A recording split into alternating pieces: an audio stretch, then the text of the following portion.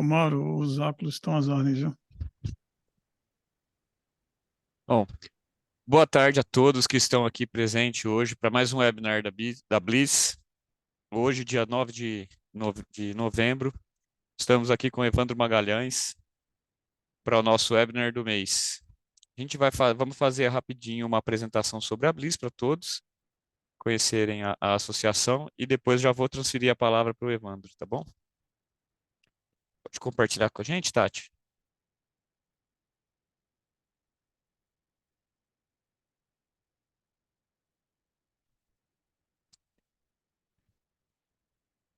Bom, pessoal, a Blizz é a primeira associação de empresas de tradução do Brasil. Depois de muitas tentativas, né? Descobri hoje que até o Evandro chegou a tentar criar uma associação de empresas de tradução. A gente conseguiu finalmente criar uma associação em 2020, né? Reunindo 8 empresas brasileiras. Nosso principal objetivo é consolidar a representatividade do mercado brasileiro, né? Das agências de tradução no mercado brasileiro e no mercado internacional, né? Buscando para isso o aumento da nossa representatividade com o maior número de associados. E a gente busca abranger o setor como um todo, né? Hoje, a maior parte das empresas associadas à Bri são empresas de tradução, mas o nosso objetivo é envolver também empresas de localização, interpretação, tá? E todo tipo de serviço prestado dentro do nosso setor,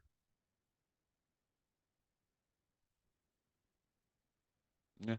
Então, a Bliss promove e apoia e desenvolve atividades com o objetivo de divulgar o setor, de fornecer informações sobre as tecnologias mais recentes, conectar os profissionais de serviços linguísticos, é uma questão que é especialmente importante para o Brasil. A gente tem muitas pessoas, muitos brasileiros espalhados pela indústria e um dos objetivos da Bliss é colocar essas pessoas em contato para aí fortalecer a representatividade, né, do mercado brasileiro e também dialogar com universidades e cursos de formação para melhorar, para encaminhar a formação acadêmica mais para a realidade do mercado, né?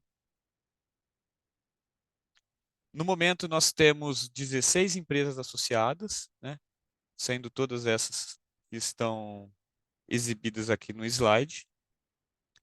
E contamos com, são 12, Tati, 12 parceiros, né? A maior parte dos nossos Correto. parceiros são associações também de empresas de tradução, associações de tradutores, mas também temos fornecedores de tecnologia, como MemoQ, a Bureau, universidades, e as empresas de inteligência de mercado, como a Multilingual e a Slater.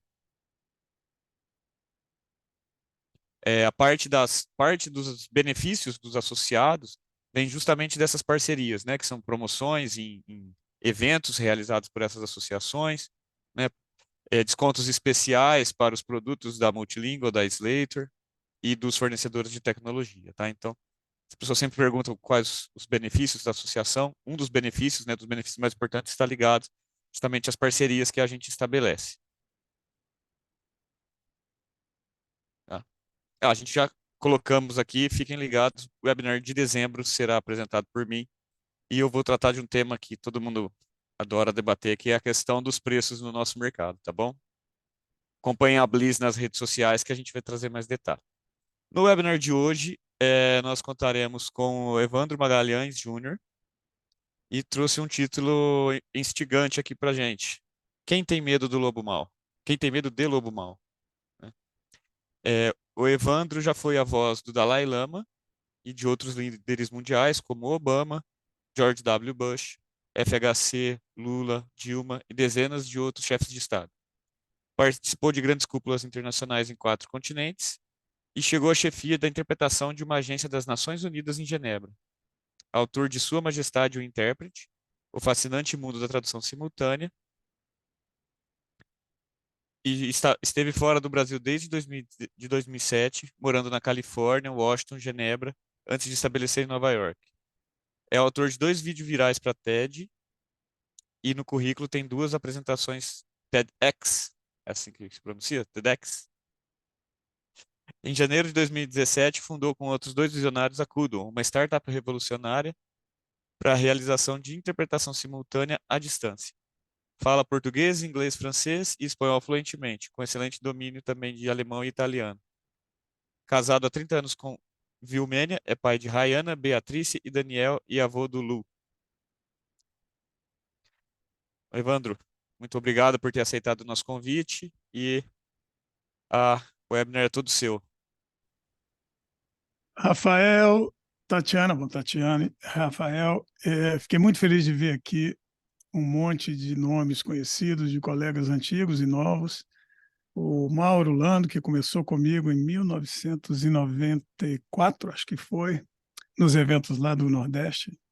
Nós dois trabalhando lá para um maluco, cujo nome será mantido no anonimato, e que nos deu muita cancha de interpretação, nos abriu muitas portas. Eu sou muito grato a essa pessoa, independente de qualquer coisa.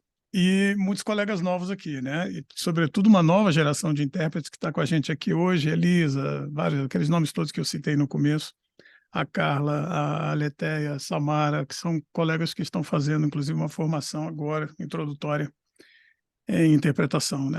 Algumas dessas colegas já têm alguma experiência em interpretação, mas então é bom que a gente tenha aqui um mix de colegas já de diferentes níveis de experiência, né? A minha palestra hoje, a minha apresentação hoje vai ser muito curta e muito alegórica, ela não vai ser em nada técnica. O meu objetivo é um só, é fomentar uma discussão, sobretudo a partir das perguntas que vocês farão. Então, eu vou falar por, no máximo, 15 minutos, e depois a gente abre para as perguntas. Eu não sei qual é o formato, Rafael, mas se a gente puder abrir para as pessoas que levantarem a mão, se juntarem a nós no vídeo, querendo, acho que seria mais divertido, mais interessante, tá certo? Vamos em frente, então. Vocês sabem que quando a gente estuda a oratória, né, há algumas escolas que dizem que a gente nunca deve começar agradecendo. Você nunca deve dizer obrigado no início de uma apresentação, que dizem que isso nos torna previsíveis, que a gente corre o risco de se tornar forgettable. Aquele orador que à tarde você já não lembra mais dele, né? No entanto, a interpretação me ensinou uma lição diferente. Ela me ensinou uma lição melhor. Como intérprete, a gente percebe desde cedo que muito obrigado são as duas primeiras palavras que a gente profere todos os dias na cabine. Ao entrar na cabine, você liga lá o seu microfone, a primeira coisa que você diz é muito obrigado. Por quê? Porque o palestrante abre, em geral, a palestra dizendo thank you very much, muchas gracias por sua atenção, e você repete essas palavras. Também costumam ser as duas últimas palavras que você diz antes de encerrar um dia de trabalho, porque o palestrante também fecha a palestra agradecendo pela atenção e a gente dá voz a isso. 90% dos casos, 99% dos casos é isso que acontece.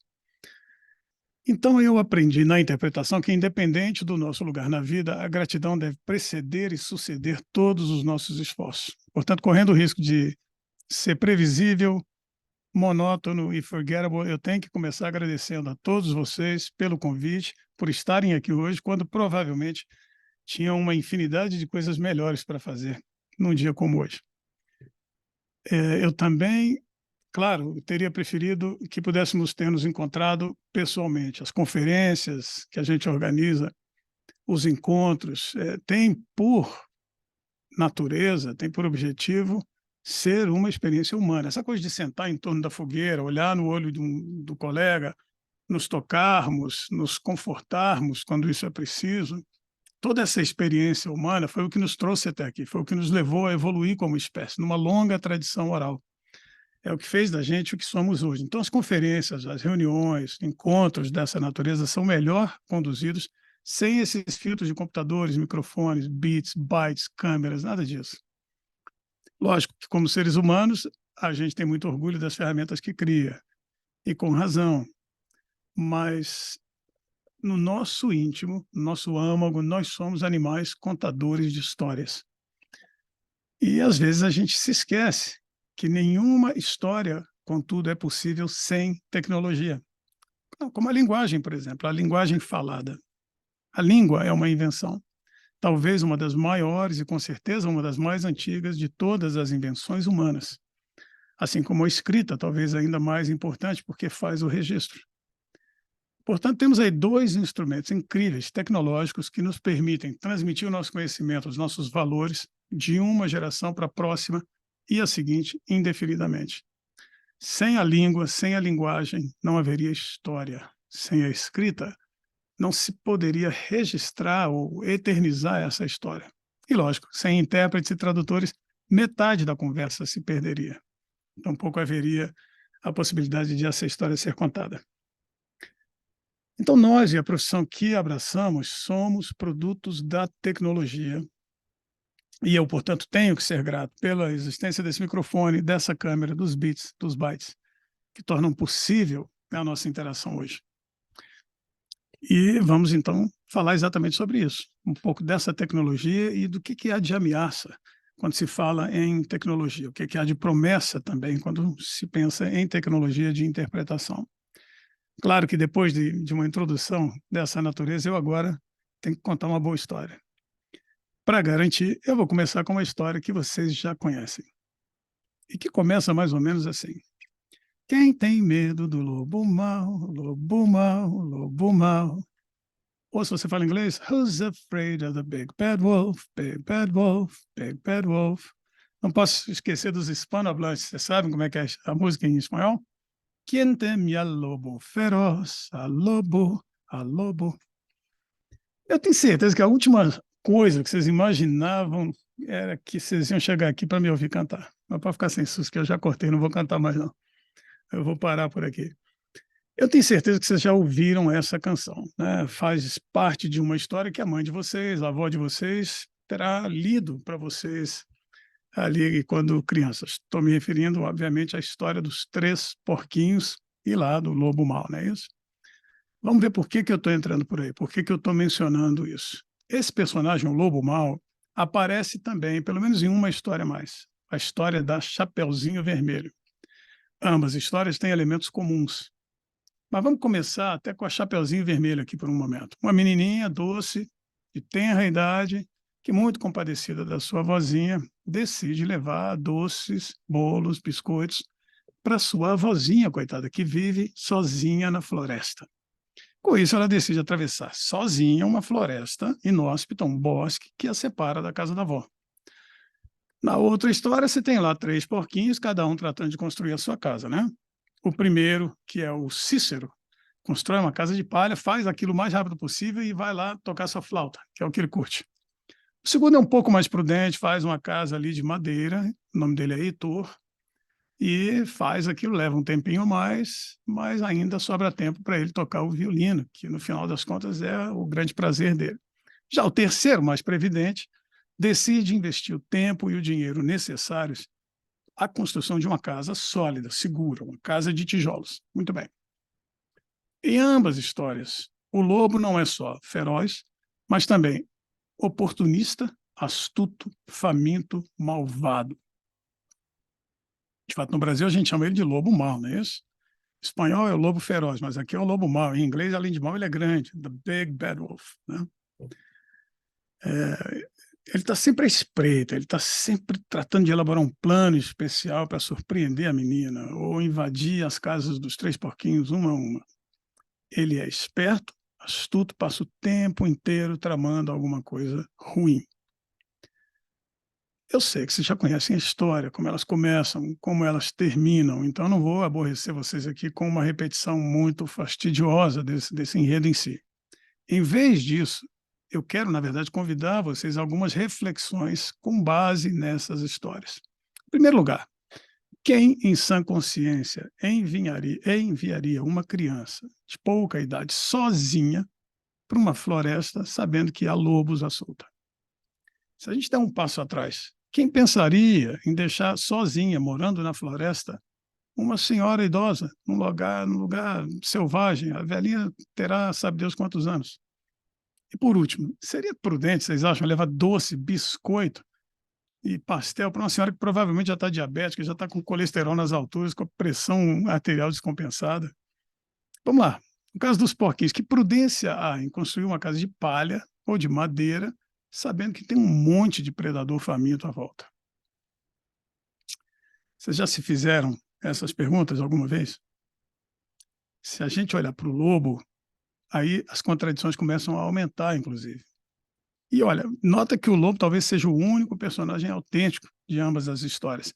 Ele está ciente do seu lugar na cadeia alimentar e tenta fazer o que os lobos fazem, com certa astúcia e tal, mas sem raiva, sem premeditação. Ele está ali tratando de garantir a próxima refeição, né? É tudo que ele faz. Agora, se a gente faz, então, uma leitura mais simbólica dessas histórias todas e desses personagens, aí as conclusões vão se aprofundando. Você vai perceber que, exceto pelo lobo e por aquele porquinho que construiu a casa de tijolos, todos os outros personagens simbolizam o desejo de que as coisas permaneçam como sempre foram. Ou seja, representam o status quo. Eles não pensam em se precaver contra um imprevisto, nem em circunstâncias desfavoráveis no futuro. Na verdade, eles projetam e personificam no lobo o medo de que as coisas possam mudar. E por isso continuam fazendo sempre o que sempre fizeram. O que vale dizer é que eles insistem em uma atitude usual ao mesmo tempo que esperam um resultado inusual. Segundo Einstein, é a definição de loucura. Ficar lá tocando flauta, violino, a menininha continua entrando no bosque, sem nenhum planejamento, sem nenhum esforço de preparação e nem adaptação. Já o lobo, não. O lobo se disfarça de avó, o lobo tenta um embuste, o lobo tenta surpreender os três porquinhos, começando pelos mais débeis. Ele sai a campo, traça uma estratégia, ele muda o objetivo conforme as circunstâncias e parte para a execução. Muito bem. Depois dessa conversa toda, vamos agora fazer um paralelo entre tudo isso e o que está acontecendo com a interpretação. Eu não preciso lembrar a vocês das muitas mudanças cataclísmicas por que passa o nosso ofício hoje. Da noite para o dia, lá em 2020, a humanidade se viu forçada a se isolar por medo do coronavírus. Vocês lembram disso, né? Da pandemia. E aí, toda a indústria de conferências presenciais, multilingües, parou por completo, sem aviso prévio. E aos intérpretes, uma a uma, se lhes foram cancelando as opções e ofertas de trabalho, a um ponto em que a maior parte dos colegas ficou completamente de mãos vazias, sem ocupação nenhuma. Além da angústia que essa perda de renda, né, oportuniza, a emoção mais abundante e presente naquela época, estou falando aí de fevereiro, março de 2020, quando os efeitos da pandemia começaram a se sentir pela primeira vez, o sentimento mais presente e mais abundante era um sentimento de medo, mas um medo paralisante, como se nós fôssemos a Chapeuzinho Vermelho diante do Lobo Mau. Ou talvez lá o flautista ou o violinista, né, os dois outros porquinhos lá, menos previdentes. Diante ali daquelas circunstâncias do lobo feroz, não é isso? No entanto, curiosamente, a despeito de tudo isso, uma parte significativa dos colegas continuou caminhando em direção ao bosque. A despeito de todos os sinais, ninguém botou fechadura nova na porta, ninguém reforçou o marco das janelas. Está todo mundo seguindo como se nada tivesse acontecido. Um está tocando flauta, o outro está curtindo seu violino, todo mundo conversando apavorado, mas andando na direção do bosque, comprando pastel e pão doce para a avó. Com aquela ideia de que não, isso vai passar logo, isso é só uma pandemia passageira, daqui a pouco volta tudo ao normal.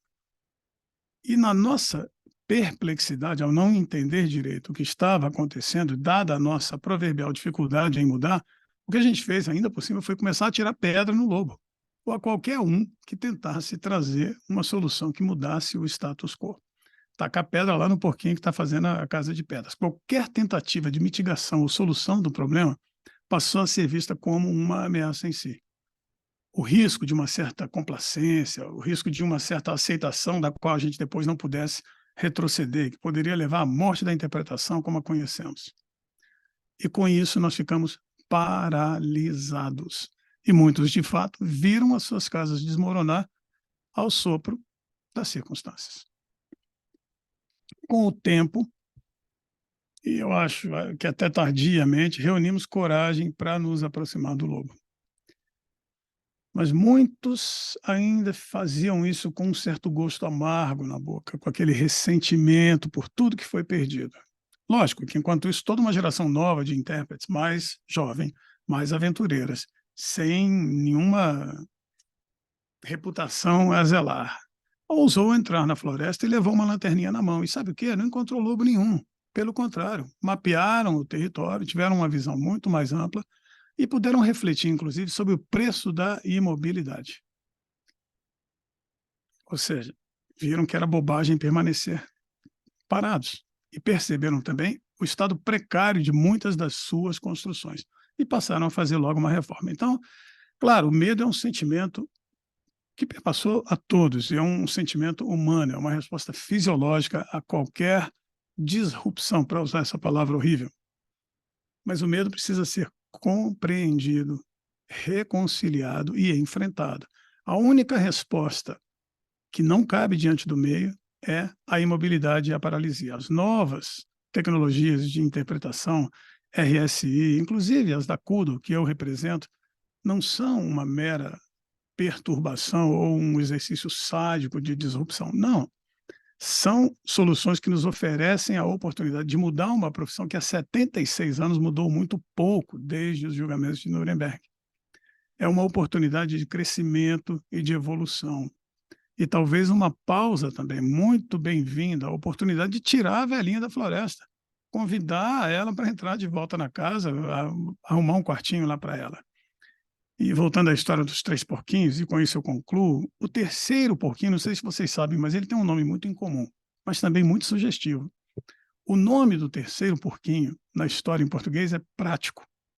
Na verdade, é o único cujo nome se mantém em inglês e espanhol, Practical e Practical. Os outros têm nomes diferentes nas outras línguas aí. Então, as histórias que eu relatei aqui, o conto que eu trouxe aqui, nos faz um chamado, um chamamento a que sejamos práticos, nos impulsionam à ação, nos lembram do altíssimo preço da omissão e da imobilidade. Então, eu quero terminar essa alegoria com um convite de que vocês se aproximem do lobo. O lobo ontem era a RSI, hoje é a inteligência artificial. Ele vai ter uma cara diferente para cada um de vocês. Acerquem-se do lobo.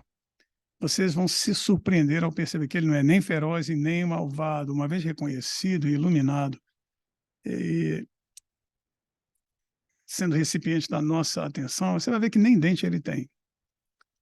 Então, era esse um novo contexto que eu queria propor a vocês, dentro dessa história fantasiosa e alegórica, mas que tem profunda relação com a experiência recente que nós todos vivemos e vimos acontecer. Experiência de imobilidade, experiência de resistência à mudança, que praticamente nos define como ofício, e uma história de relutante acolhimento de novas tecnologias, que no fim das contas foi o que nos redimiu a todos. Foi a redenção possível para todos nós naquele momento. Então, eram essas as observações. Eu preferia entrar por aqui do que começar a falar de um monte de aspecto técnico que só vão exacerbar muitas vezes a resistência que alguns de vocês já têm à tecnologia. Então, eu trouxe esse elemento alegórico como um elemento para discussão adicional. Estou à disposição de vocês para responder a qualquer pergunta. Acho que a discussão pode ser muito rica a depender de como, que abertura a gente se entrega a ela. E não posso deixar de terminar também com aquelas duas palavras que eu aprendi na interpretação, que são muito úteis e muito apropriadas sempre que a gente se cala. Muito obrigado.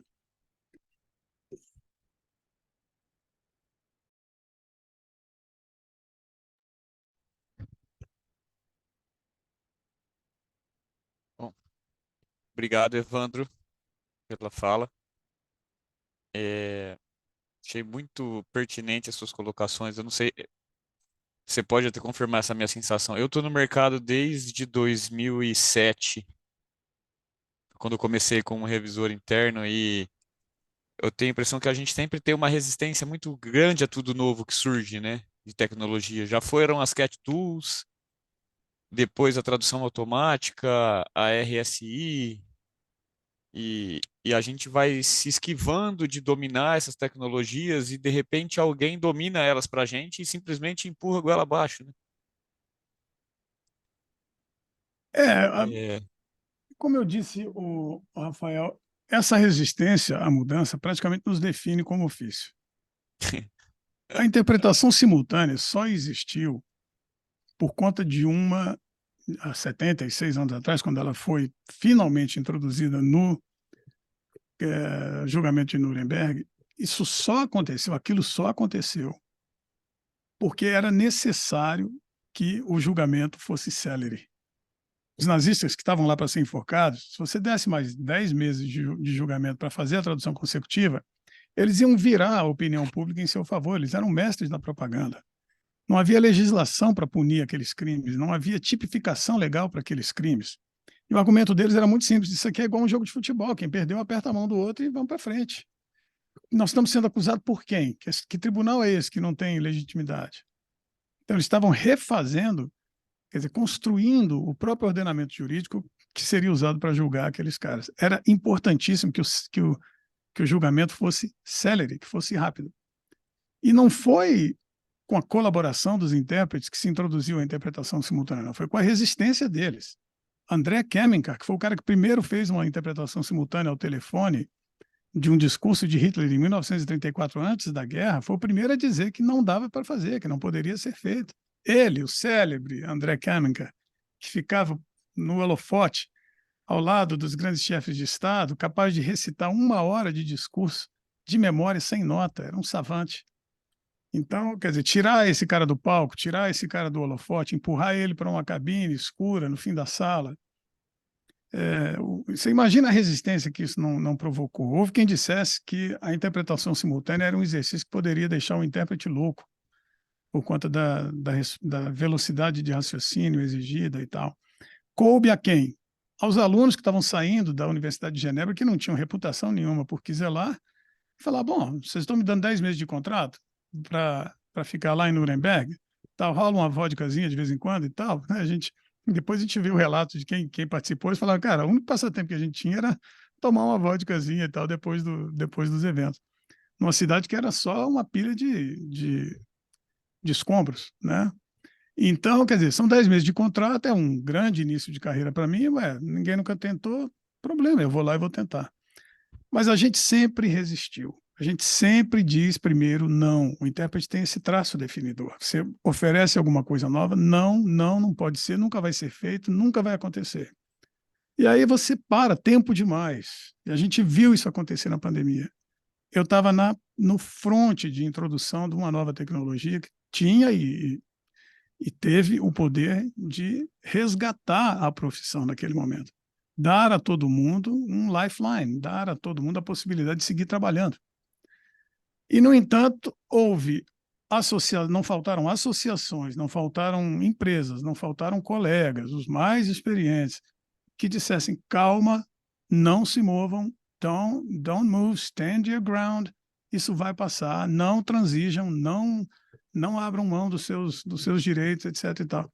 E essa turma foi ficando sem trabalho, e a nova guarda foi se adiantando. Por quê? Porque não tinha o lastro do que era antes. Então, uma longa argumentação para reforçar exatamente o que você disse. A mesma coisa a gente viu com a introdução dos cat tools na tradução. Vai ser o fim da tradução, vai ser o fim do ofício, ninguém mais vai interpretar e tal coisa. E até hoje, com Google Translate, com ChatGPT e tudo isso, você continua tendo necessidade do elemento humano. Se fosse assim, a Google faria toda a localização dos seus websites e da sua documentação usando Google Translate, e ela não faz isso por uma razão. exatamente. A gente tem algumas perguntas aqui, Evandro. Vou chamar, Vamos lá, ver se as pessoas topam falar aqui com a gente. O Mauro Lando, seu amigo, mandou uma pergunta. vamos É, lá. você consegue abrir para o Mauro, Tati? Eu não sei se eu tenho essa função aqui. Chega aí, Mauro. Chama ele para se juntar. Junte-se aos bons e serão deles. Evandro, a minha pergunta é muito simples.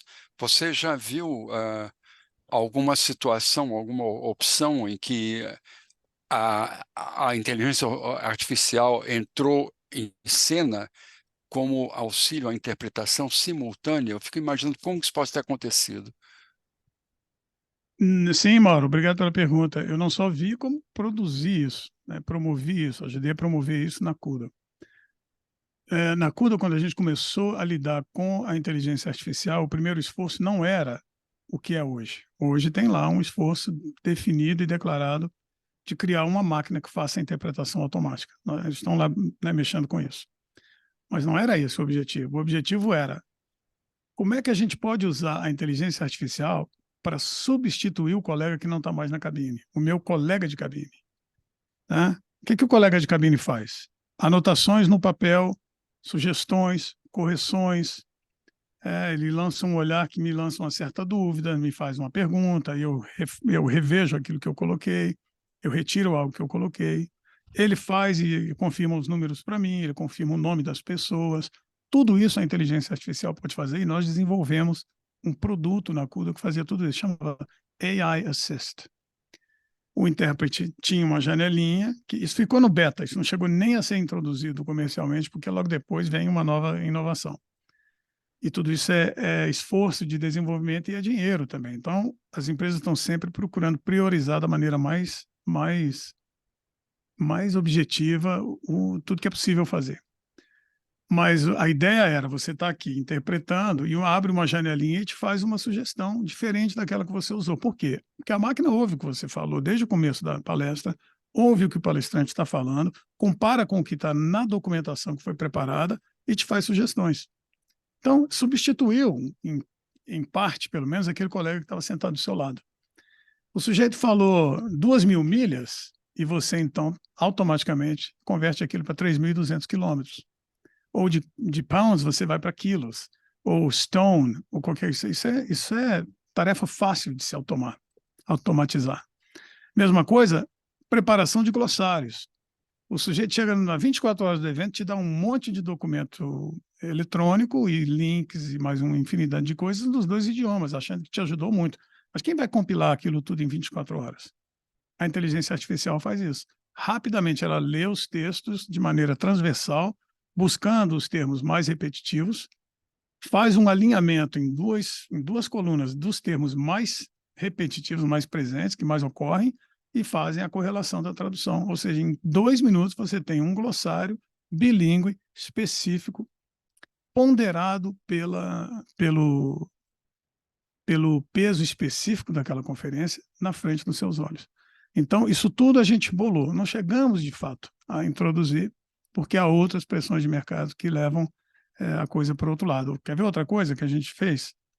Um speedometer, para mostrar para o palestrante que, olha, na velocidade que você está indo, vai haver perdas. Então, depois não vem reclamar. Não estou dizendo que você tem que parar, estou dizendo que depois você lida com as consequências. Então, era um negócio que pintava numa telinha para o palestrante para avisar ele que, ó, está indo rápido demais, cuidado, porque a qualidade pode sofrer. E, ao fim, um apanhado da estatística do evento para consumo do próprio intérprete. Olha, você hoje interpretou, na média, tantas palavras por minuto. Nos momentos em que a velocidade subiu a tantas palavras por minuto, a sua retenção, ou o seu uso de muletas linguísticas aumentou para tanto. Isso tudo é estatística que você pode fazer e melhora o trabalho do intérprete sobremaneira. Entende? Então, há muito que a inteligência artificial pode fazer para ajudar o intérprete, auxiliar o intérprete a que se torne um intérprete melhor. Substituir o intérprete é algo que está se considerando agora, com 1.000 vantagens e com 1.000 desvantagens. Então, você tem que sempre colocar isso na balança. Mas a tônica da minha fala hoje aqui é a seguinte: o que você não deve fazer, o conselho que eu dou é atacar a tentativa de, sem entrar no mérito, sem conhecer, sem saber por quê. Entende? Só pela ousadia de se estar propondo algo que not on my watch. It's never gonna happen. Não vai acontecer, não pode. Não é isso? Esse é o comportamento que eu vi que mais me preocupou. Espero ter respondido, Mauro. Tem a Gabriela Rangel Perfeito. gostaria de perguntar? Desculpa, ele respondeu perfeitamente, eu não fazia ideia disso tudo, e tem uma coisa que realmente me preocupa: se esse report aí de você acertou X% e tal for parar na mão da companhia que me contrata, eu estou ferrado. Não, não, porque você tem parâmetros muito objetivos. Você pode dizer, olha, realmente eu nesse momento eu sofri um pouco, mas note que a velocidade estava acima da média aceitável. Ou houve tantas quedas de conexão, ou os packets não foram entregues, né? Que você faz a análise toda, até da qualidade da conexão de quem está falando, do nível de inteligibilidade do microfone dele. Você pode cruzar Exatamente, quantas informações que exatamente. quiser, Vai né? ter orador que o próprio orador vai tomar zero, né? Pode Ou ser. a inteligência artificial vai dizer, cavaleiro, você está falando É, inglês ou chinês? Assim não dá, exato, pô. exato. Uma coisa, por exemplo, Mauro, você, é, na CUDA a gente pensava muito em fazer isso. Não, vamos permitir que o cliente faça a avaliação do intérprete. Eu falava sempre alto lá, intérprete, o cliente não sabe nada de interpretação. Se ele não gostar da voz do intérprete, ele pode dizer que o intérprete é ruim. É só um tom de voz que ele desagrada. Então, a gente bolou um sistema em que, para o cliente apontar que o intérprete era ruim, se ele desse lá uma avaliação inferior a X, ele tinha que justificar através de várias perguntas. Espera aí, ele chegou atrasado? Não, ele chegou na hora. Houve perda de significado? Você pode me dar algum exemplo onde houve um meaning shift, né, que mudou totalmente o sentido da frase, ou sim ou não?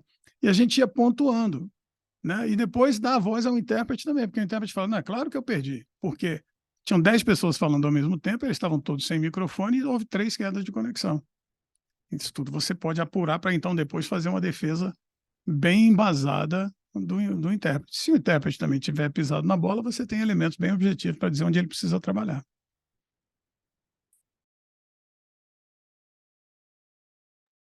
Agora, a Gabriela gostaria de falar, ela fez alguns comentários aqui no chat. Está aberto, Gabriela, no seu. Oi, Gabriela.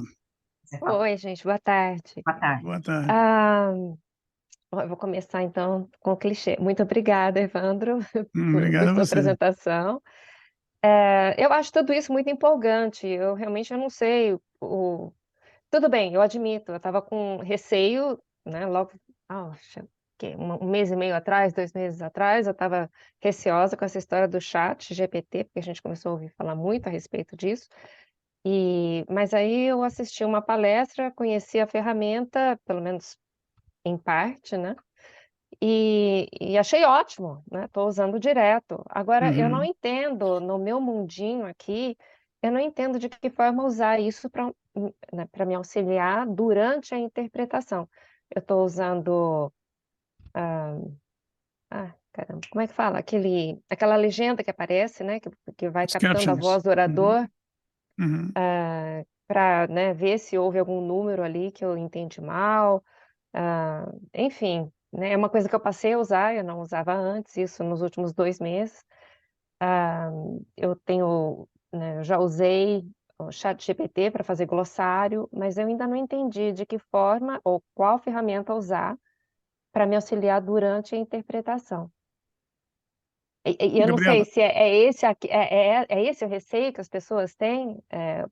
Por outro lado, o receio que eu tinha é que, bom, acabou o emprego, acabou o trabalho, agora vai ser tudo esse é feito o à medo. máquina. Esse é o medo. É, Esse é mas o medo que te paralisa. recentemente eu ouvi né, num dos grupos de WhatsApp, que tem igrejas né, pessoal que faz interpretação em igreja, que tem igrejas que querem o intérprete de verdade, eles não querem usar esse sistema automatizado. Uhum. Aí eu perguntei, por quê? Né? Porque eu achei que, bom, uma vez que o sistema automatizado entra em funcionamento, bye bye intérprete, né? Uhum. E a resposta que eu tive foi que não, que dá mil problemas, que vira e mexe, a coisa desanda. Eu não sei o que é, porque eu não sei nem do que eu estou falando, né? Para mim, Uhum. tem o chat GPT do WhatsApp, tem o chat GPT do Google, Google não, da Google, tem um chat GPT da Microsoft, e, enfim, eu não sei, eu ainda não entendi de que forma o chat GPT pode me auxiliar durante a interpretação. Você pode me ajudar? Claro, claro. Obrigado pela pergunta. Vou Eu que tentar. agradeço. Uhum. Gabriela, tem várias coisas na sua pergunta. Primeiro, o medo a que eu estava me referindo na minha apresentação, o medo básico, é o seguinte: é de ver que tem uma novidade e ficar com medo e falar, ai meu Deus, agora é o fim da minha profissão, Não, isso aí é o demônio, isso aí é o capeta, isso aí não pode, não, joga pedra na Genice, sai daqui, e começa uma campanha difamatória, às vezes, contra uma tecnologia que ninguém parou para conhecer, entende? Para saber, peraí, por que que é isso? Isso aconteceu com a RSI, com a interpretação Desculpa, simultânea Evandro, remota. deixa eu falar para você só rapidinho, só para contextualizar. Eu tenho conhecidos que perguntavam para mim: "Ai, o que que você faz?". "Ah, eu sou intérprete". "Ah, eu sinto muito, você vai perder o teu trabalho, né". Quer Uhum. dizer, tinha, né, tinha justificativa para a gente ficar deprimido, né, porque parece que Não, todo mundo sabia e tinha. que, né, era o fim, era o que Tinha parecia. e é natural que fique mesmo. A gente se abate. No primeiro momento, todo mundo se abate. Todo mundo. Você vê as suas ofertas todas serem canceladas. O próprio contratante, desesperado, sem saber como é que eu vou fazer a reunião que eu tinha programado, que todo mundo já pagou. Então, o primeiro momento é de perplexidade, mas passada essa perplexidade, você tem que tomar uma atitude proativa. O que eu vi de maneira deliberada mediante conselhos muito bem dirigidos, foi não façam nada, isso vai passar. Não admitam brincar com essa tecnologia, porque você vai validar uma tecnologia que depois vai te engolir. E não é, quem fez isso ficou amigo. E quem se lançou trabalhou por mais 2 anos, trabalhou às vezes até mais. Então, assim, uma coisa é você ter o receio, ter o medo, outra coisa é você se deixar paralisar eternamente por esse medo. Então, esse é um aspecto.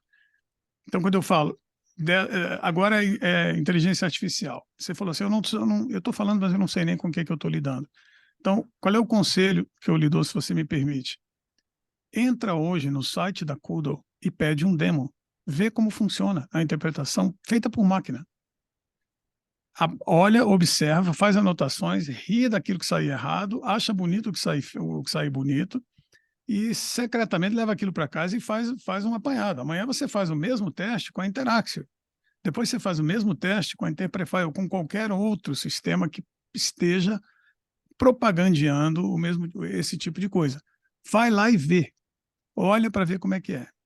Quanto ao chat GPT, e aí é uma outra pergunta, que é como é que eu posso usar essas ferramentas para aumentar a minha performance dentro da cabine. Chat GPT é apenas uma delas, ela vai te ajudar em algumas coisas, mas assim como acontece nas outras coisas, a gente, por exemplo, sabe muito pouco sobre o chat GPT. Eu trabalho na Nimdz agora, né? A gente faz consultoria para várias empresas e tal. Uma colega fez um curso inteiro sobre chat GPT e fez uma palestra para o resto da organização saber como usa o chat GPT. O chat GPT vai te dar respostas mais ou menos específicas a partir dos prompts que você coloca. Você que tem que saber provocar. Ela te dá uma primeira resposta, você tem que usar aquela resposta sugerindo que ele olhe em outra direção. E ficar atento também quanto aos erros. Ontem eu pedi ao ChatGPT para me dar uma ideia de quem era o Carlos Freire Amaral, o maior poliglota que o Brasil já produziu, um senhor que morreu agora com quase 90 anos, sei lá quantos. A primeira informação é Carlos Freire Amaral nasceu no Recife em 1979. Poxa, eu nasci em 63, como é que ele nasceu em 79? Então, Uhum. é assim, mas é o que eu estou te falando. Usar a plataforma. Eu vou usar. Eu recebi um texto. O que eu posso fazer para um texto repetitivo, um texto que tem uma série de aqueles textos repetitivos, né? Vamos dizer que seja um manual de software e tal. Hoje, lembra que antigamente você tinha aquelas trados e aquelas coisas todas, né? Uhum. A Trio e não sei o que. Hoje você tem as novas memórias de tradução já incorporam inteligência artificial para fazer as buscas e as pesquisas daquilo que você não tem ali guardado no seu banco de dados. Então, é a disposição de se expor, Gabriela, que vai te permitir responder às suas próprias perguntas. Como é que eu posso usar o chat GPT? Entra hoje no Google e faz essa pergunta. Você vai encontrar 2, 3 cursos, você vai encontrar 2 ou 3 colegas, você vai encontrar uma associação que deu um curso, e você corre atrás, porque quanto mais a gente espera, mais há para aprender depois. E daí a pouco o chat GPT já foi engolido por uma coisa qualquer, com outro nome, e que você já não sabe mais. Então, tudo está andando muito rapidamente. Do dia que eu saí da Kudo, em maio, para cá, mudou totalmente a oferta de produtos, que vinha sendo o carro-chefe até então. Né? Porque o mercado está tateando, as empresas estão se conglomerando, ainda não tem ainda uma redefinição geral do quadro do que será a tecnologia que se vai usar pelos próximos 50 anos. Então, é um momento de ebulição em que a gente tem que estar sempre de olhos bem abertos. Algum ajuda? Então, se você estivesse no meu lugar, estou aqui, eu sei usar o ChatGPT. Você sabe mesmo? Bom, o pouco que eu sei, eu sei o pouco que eu Então, sei. Agora, o que então vamos mais lá. pode ser feito? Isso. Então, Então, por onde eu primeira coisa, começo? começa aumentando exponencialmente o seu conhecimento do ChatGPT. Procura um curso, procura saber como é que eu lido com os prompts de maneira bem eficiente para obter 110% a mais do ChatGPT. Essa é a primeira coisa que eu faria. Qual a sua outra pergunta? Qual a outra inquietação específica? Você já viu uma De que... máquina de interpretação automática? Já viu funcionar? Não, não, não. Então você tem que ver. Você tem que ver. Porque vai pirar a sua cabeça o dia que você vir. Porque tem um monte de coisa que você acha que nunca ia acontecer, e você vai ver acontecer. E se você vir as comparações que são feitas, inclusive, a depender do formato, a depender da. Né, eu vou deixar um caveat bem feito aqui.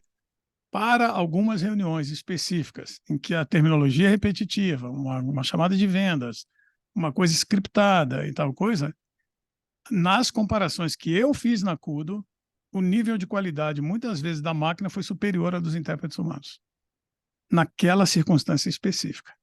Agora, fugiu dali, você vai citar Shakespeare, você vai citar as escrituras, você vai citar uma coisa que ninguém sabe o que é, um escritor remoto lá do seu rincão, aí você está perdido com a inteligência artificial, porque ela é lógica, ela não abstrai, ela não faz correlações laterais como os seres humanos fazem, pelo menos não ainda.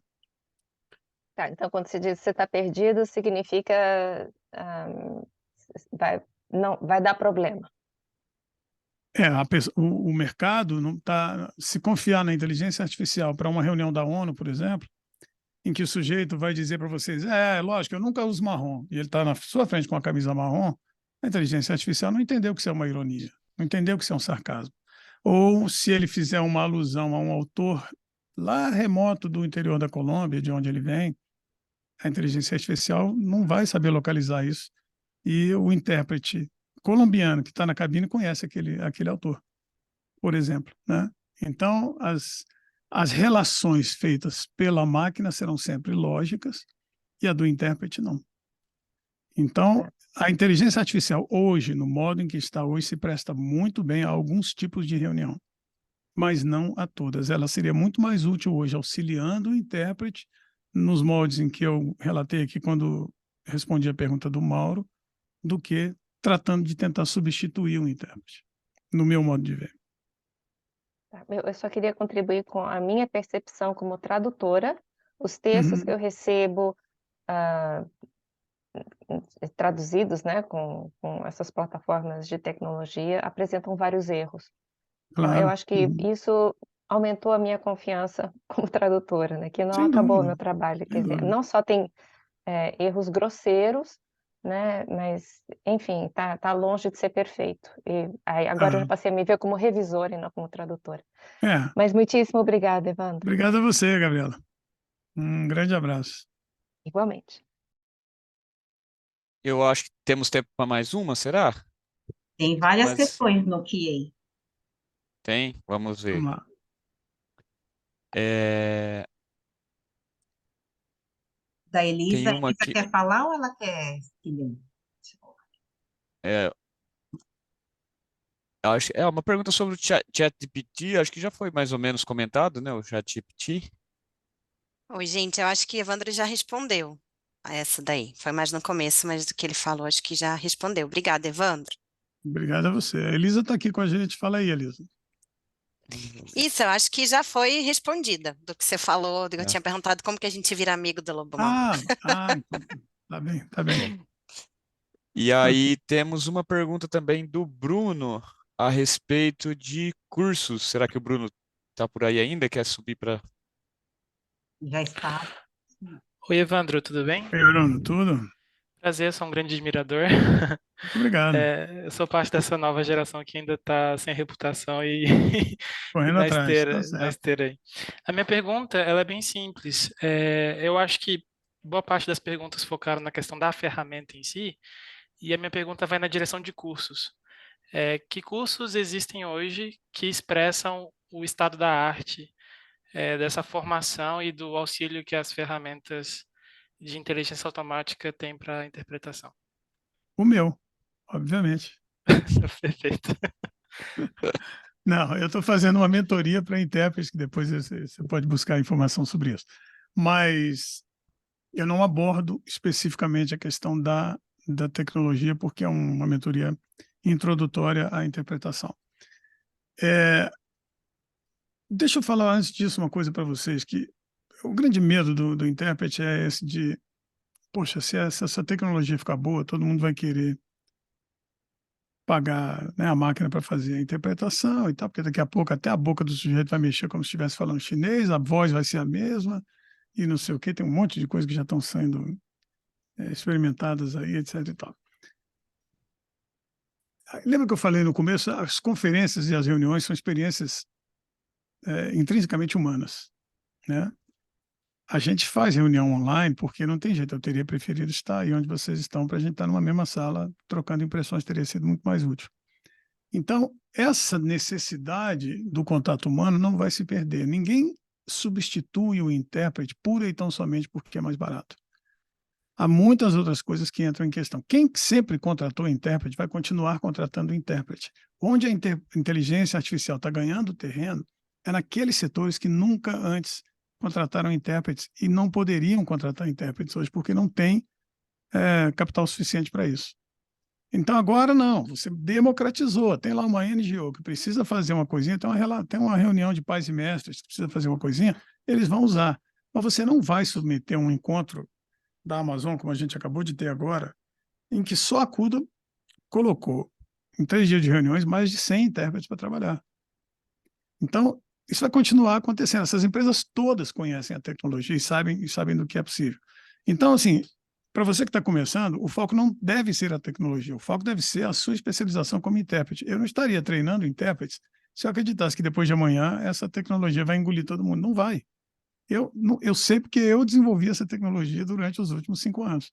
Eu sei os limites que ela tem, eu sei as limitações, eu sei as coisas que se maqueiam para fazer parecer, entende? Tem muita coisa que vai funcionar bem porque o povo também vai perdoar. Mas naquelas reuniões onde o erro é imperdoável, onde a tolerância ao erro é muito, muito baixa, essas vão continuar existindo na base da interpretação. Então, assim, o que eu aconselho? Busque a melhor formação que você possa como intérprete e entre no mercado o mais cedo possível. Ao entrar no mercado, você vai se deparar com dificuldades e vai se deparar com soluções que ao longo do tempo serão propostas e que você precisa única e tão somente se abrir para explorar. Se eu te disser agora, estuda isso, a hora que você entrar no mercado, a tecnologia já é outra. Então, o que você tem é que manter essa abertura de mente. Faz a melhor formação que você puder como intérprete e se abra à tecnologia à medida que você for sentindo a necessidade. Como a Gabriela falou, eu estou vendo agora o ChatGPT, queria passar a usar mais, como é que eu faço? Então agora ela tem uma necessidade específica que pode ser respondida ou não por essa tecnologia, ela vai buscar especificamente essa tecnologia, mas será sempre um processo de aprendizado constante. Muito É a obrigado. melhor resposta que eu posso te dar. Perfeito. Muito obrigado. Evandro, coloca o seu e-mail, porque tem muitas perguntas que não darão tempo de ser, infelizmente, de serem Eu respondidas. posso botar o meu handle do Instagram? Claro, Então é meu nome para que as completo. pessoas possam contatar. Lá está muito divertido. Eu tinha um Instagram que era todo em inglês, que é Evandro Mag. E deixei isso meio de lado. Eu falava muito no LinkedIn também. Depois eu dei uma retraída. Estou falando agora muito mais em português nesse handle aí, Evandro Magalhães. Tem muito vídeo interessante, tem muita discussão interessante sobre curiosidades de língua em geral e muita promoção também desses cursos, essas coisas que a gente faz. Alguém aqui, Rafael, disse que tem uma pergunta em relação à minha saída da Kudo. Vamos lá. Fique à É, vontade. deixa eu achar ela aqui, vamos ver quem que fez. O Josué Amaral. Josué. Josué está por aí Vamos lá. ainda? Aí o José. Oi, boa tarde. Oi, posso falar? Eu já estou falando. Já está falando, Josué, pode falar. Ok, Ok, ok. É uma simples curiosidade, Evandro. Boa tarde. Obrigado aí por todas as informações que você está passando, muito importante. Eu conheço muito superficialmente a Kudo, mas fiquei bastante curioso, então é só uma curiosidade mesmo, saber que você esteve lá e por que saiu, só isso. Eu fui para a Kudo porque antes da Kudo eu tinha estado em Genebra como chefe intérprete de uma agência da ONU durante 7 anos. Nessa agência da ONU, muitos delegados não podiam participar de 7 ou 8 reuniões por ano em Genebra. O sujeito que está na África, que está no Brasil, que está na Índia, eles não dispõem dos recursos para fazer tantas viagens. Então, eles começaram a colocar uma pressão muito grande sobre a organização, que é o braço de tecnologia da ONU, para falar, olha, vocês melhor que ninguém têm que bolar um sistema que me permita participar de casa, falando a minha língua, e eu quero ser interpretado. Com isso, a gente começou a explorar, eu passei anos explorando essa coisa da participação remota. Ou seja, o intérprete está na sala, os delegados estão todos na sala, com exceção de 3 ou 4 que não puderam vir. Esse cara vai participar remotamente e o intérprete que está na cabine recebe esse áudio e traduz esse áudio. Fizemos isso com muito sucesso. Foi a única, e acho que até hoje é a única organização da ONU que faz isso, com sucesso regularmente. Depois de 7 anos, eu, nas tratativas que tive com as pessoas que ajudaram a fazer essa solução, começamos a nos perguntar, tá, se agora a gente pode trazer um delegado e botar ele dentro da sala, por que que o intérprete também não pode estar em outro lugar? Vamos dar um passo a mais? E aí a tecnologia foi melhorando, foi aumentando, banda larga e tal. E nós, então, eu saí da ONU para fundar uma agência que iria se dedicar a fazer isso. E durante 7 anos nós trabalhamos incessantemente para criar o que hoje é a Kudo. Eu estive com a Kudo desde o primeiro momento, sou cofundador da Kudo, fui eu que, inclusive, dei nome à organização. Kudo, a propósito, é uma palavra albanesa que quer dizer everywhere, anywhere, em toda parte. Então, fizemos várias soluções, bolamos a plataforma, bolamos o marketplace e agora estamos avançando pela inteligência artificial. Agora, é natural na vida das startups que ela passe por ciclos em que a participação de determinados setores da empresa sejam mais ou menos importantes. E uma startup não pode se dar ao luxo de carregar peso morto.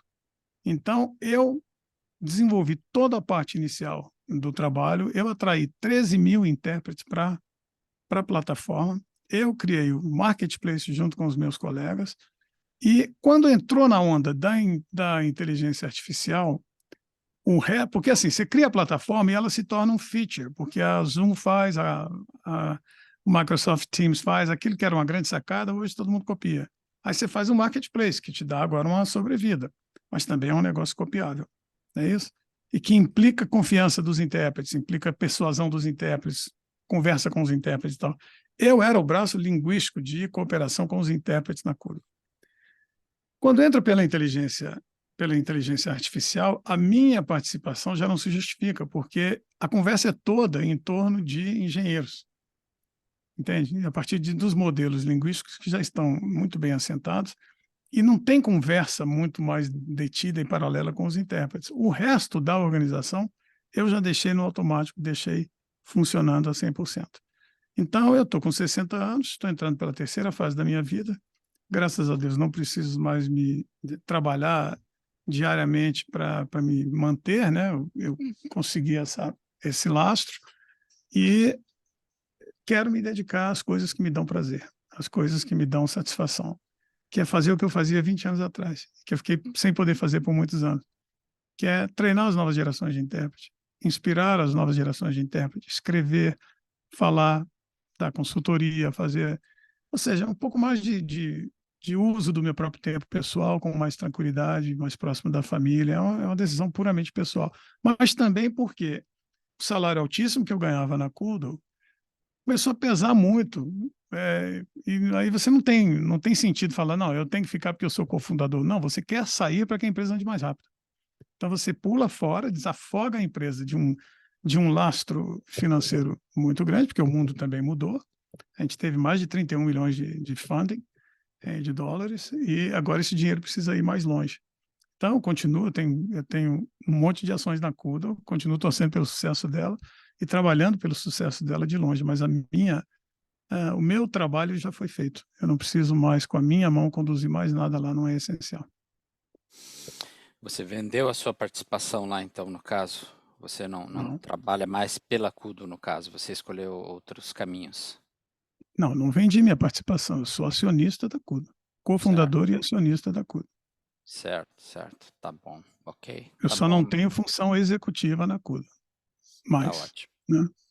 Certinho, muito obrigado. Eu não explorei Nada. tanto assim a Kudo. Eu pensei em entrar na Kudo, mas eu vi que ali que é bastante complexo. Ontem eu me dediquei ali algum tempo, mas não consegui chegar na parte final lá onde eu poderia mandar minhas informações e tal. Mas tá ótimo, tá Então, bom. passei 2 e-mails para você aí. O primeiro vai cair na mão da equipe inteira, minha equipe que eu formei. E a segunda, se você quiser, escreve para o Otto@Kudaway, que é brasileiro e que é um dos colegas que hoje faz o onboarding dos intérpretes, essa coisa toda. Manda um e-mail para ele, pergunta como é que eu faço, o que é que eu preciso fazer, ele te dá o passo a passo. O Otto que estava em Foz e que foi morar em Brasília e voltou para Foz do Iguaçu? Esse mesmo? Isso, o Otto Mendonça, é ele mesmo. Tá, eu encontrei ele apenas uma vez num evento em Foz do Iguaçu. Tá Então, ótimo. o Otto está lá até hoje. Eu já também estou te seguindo aqui no Instagram, também, assim que você Maravilha, muito falou. obrigado. Já fui ali, estou te seguindo, a gente segue conversando então. Muito Tá, obrigado. maravilha, muito obrigado. Mauro, a empresa é a Nimdzi Insights. Nimdzi Insights, do nosso querido amigo Renato Beninato, que muitos de vocês conhecem aqui. Eu sou um cara que gosta de inventar título. Quando eu estava na Kudo, eu inventei o título Chief Language Officer. Hoje tem um monte de Chief Language Officer por aí. E agora eu inventei na Nimdzi o título de Global Language Strategist, olha que pomposo. Então eu sou o estrategista global para as línguas. Então, basicamente o que eu faço é consultoria para empresas que têm questões especificamente ligadas à interpretação. Basicamente é isso. Muito bom. Bom, acho que podemos encerrar, então. Acho que tem Fica a algum critério de assunto vocês. pendente, Tati? Ficaram o Bruno respondeu, Luciano Nunes, aí da Microsoft Mas ao vivo. Luciano. Na verdade, ele fez um comentário, né? esse Gostaria comentário. de falar, Alguns A Luciano? Flávia tínhamos está aqui também. a gente teve alguns comentários aqui, tivemos bastante perguntas, mas algumas já tocando questões que já foram respondidas, né? O Luciano vai trazer uma pergunta, Luciano? Fala, Luciano.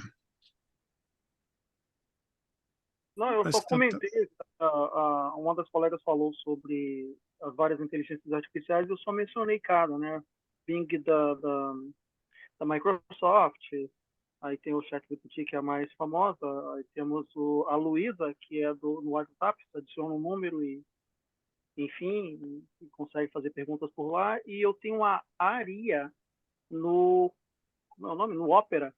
E aí eu só comentei só isso, só quando ela estava falando lá, não era bem uma pergunta, era só, como ela falou que não conhecia muito, eu explicando o nome de cada uma, porque aí ela pode pesquisar e experimentar um pouco de cada.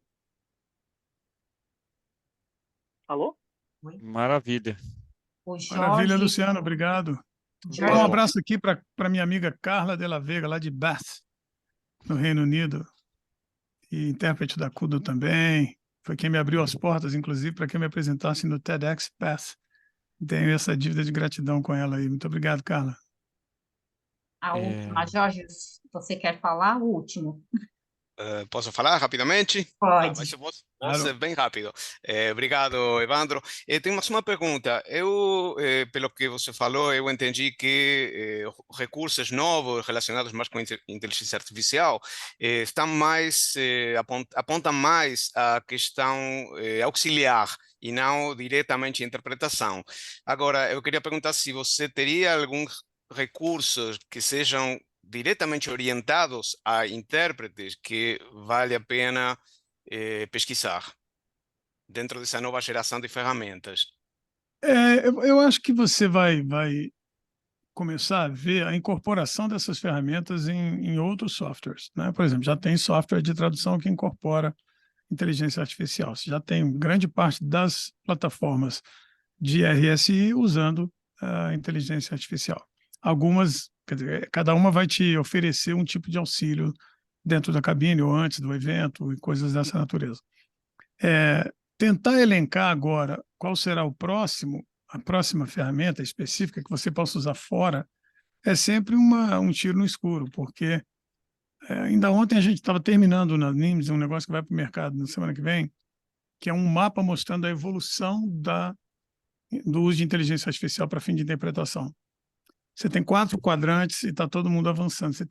É muito difícil prever quem vai sair, quem vai subir, quem tá se mantendo no mercado e tal. Então, eu não me ocorre uma ferramenta específica que eu possa lhe indicar para você estudar fora e trazer para o contexto. Você tem que estar aberto a lidar com todas as plataformas e ver o que elas oferecem e estar aberto a lidar com essa coisa. Outra coisa, gente, leituras sobre inteligência artificial. A gente ouve falar e nunca para ler realmente de onde vem, o que é.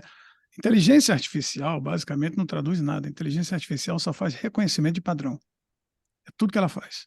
Ela reconhece um padrão. Com base no padrão repetitivo de milhões de minutos de gravação, ela sabe dizer qual é a próxima palavra. Ela sabe dizer quantas vezes aquele termo foi interpretado por um outro.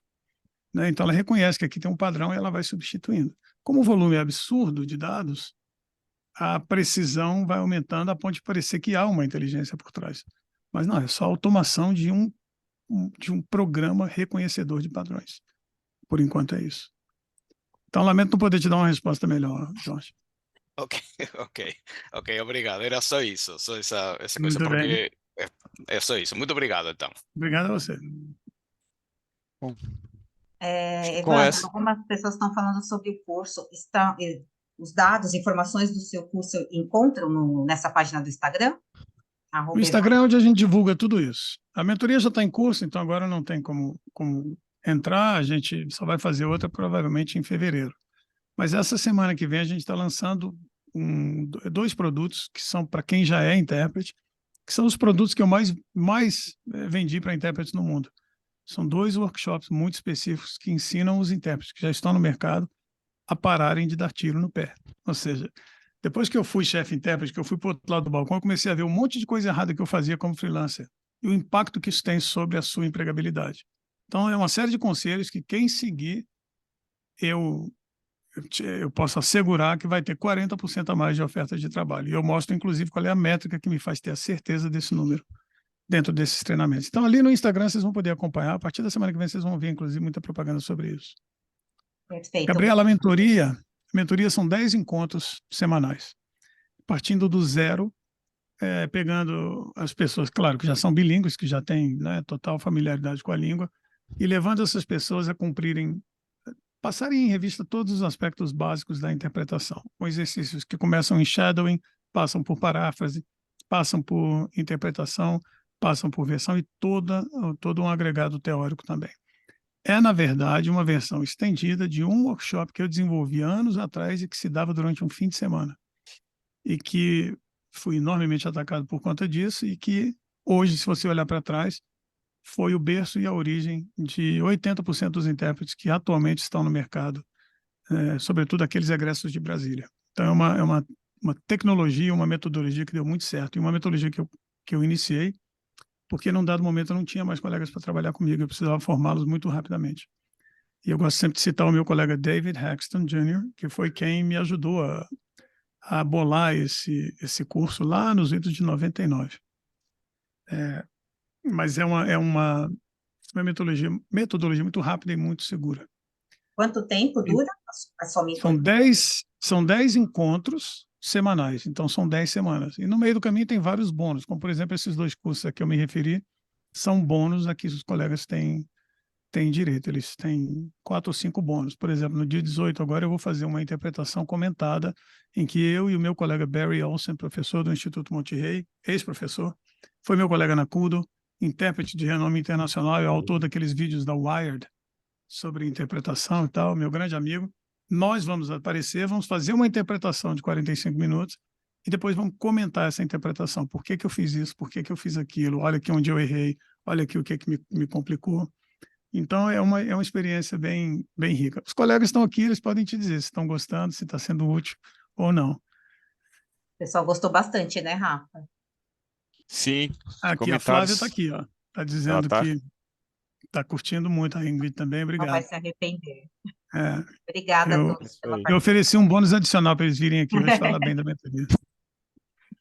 Obrigado, gente. Vai Muito obrigado. valer pontos a mais na nota. Isso. Gente, muito É, obrigado. Obrigado pela confiança, pelo comparecimento aí em massa. Obrigado, Rafael, pelo convite, e Tatiane também. Estou às ordens, se eu puder ser útil de qualquer maneira. É meu assento preferido.